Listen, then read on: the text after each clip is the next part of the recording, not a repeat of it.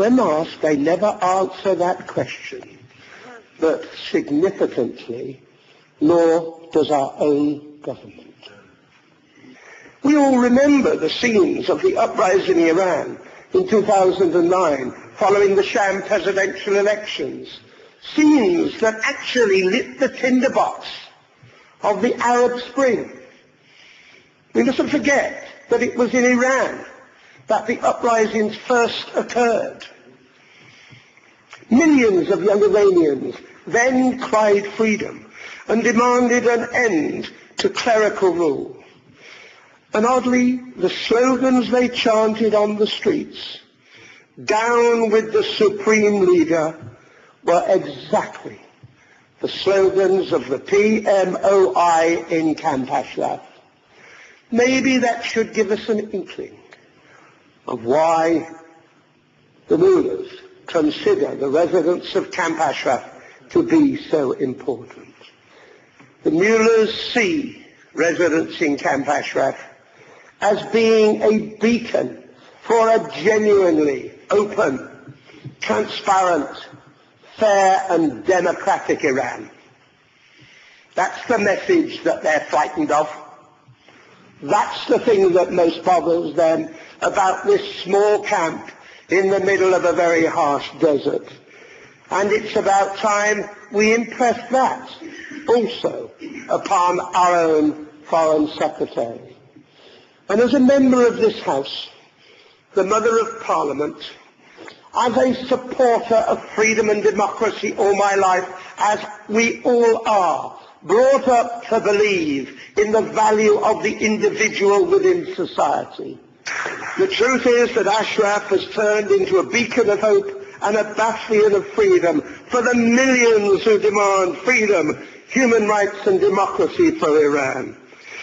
And I want to urgently press my own government and to press Foreign Secretary Haig to support an urgent visit to Ashraf by the UAE's envoy, as I said in my opening remarks.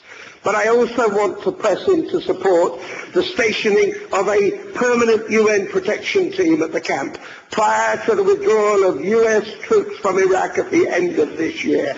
That's a vital request. And we need to impress it upon him with all the strength we can bring to bear. The Foreign Secretary should further be pressing Iraq to lift its unlawful siege of Ashraf and to cast aside its unlawful deadline of closing Ashraf forcibly at the end of the year. And we need the UNHCR to urgently recognize all Ashraf residents as refugees.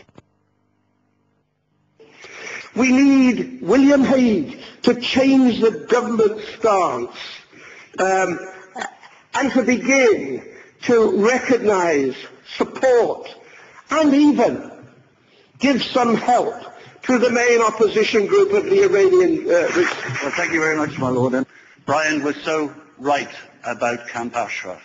Many outside there would think, why are we concerned about these 3,400 people when there are many millions of people being persecuted and abused for their beliefs?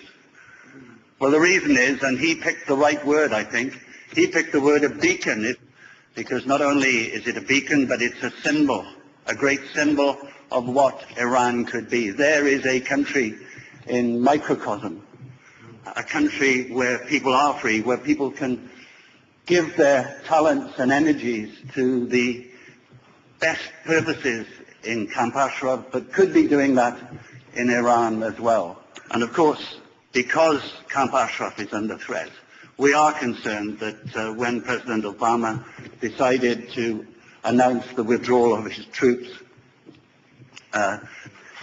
so we are here not just to talk about these matters, but to act. And I urge you all to do your best to inform our government and to inform the European Union Foreign Policy Chief, Catherine Ashton, to take the following steps. Publicly denounce the December deadline set up by the Iraqi government and use all possible means to convince the government of Iraq to cancel the deadline.